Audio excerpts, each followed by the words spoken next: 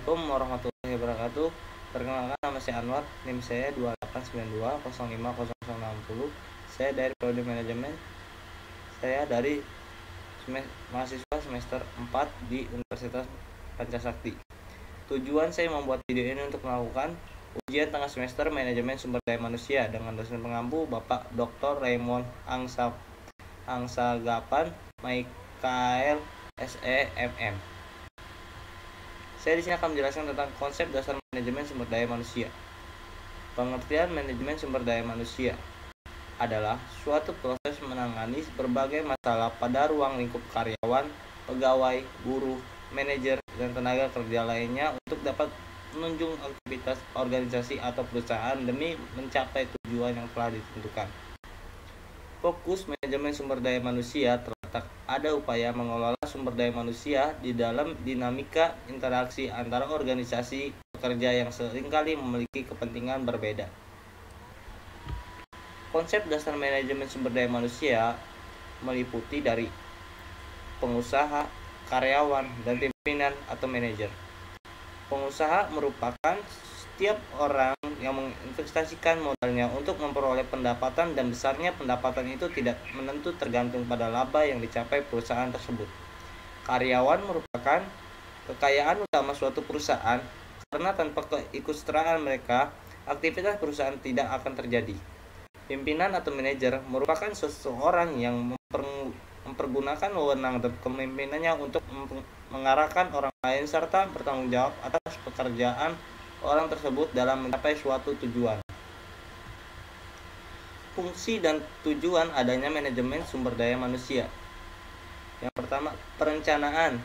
Yang kedua, rekrutmen. Yang ketiga, seleksi. Yang keempat, pelatihan tenaga kerja. Yang kelima, evaluasi kinerja. Yang keenam, kompensasi.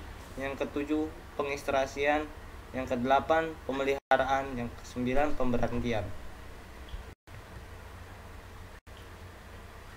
Tujuan manajemen sumber daya manusia.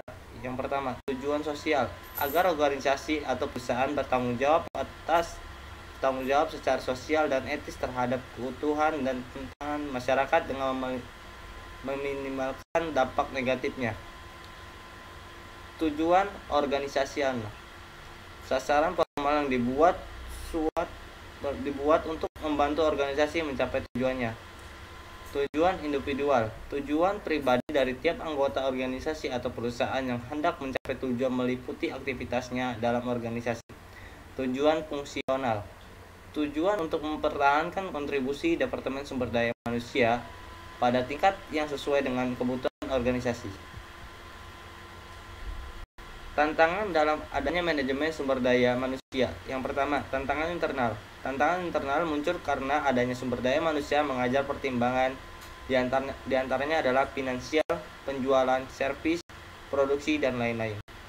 Tantangan sumber daya manusia ini saat ini, yang pertama, keliruan paradigma fungsi manajemen sumber daya manusia.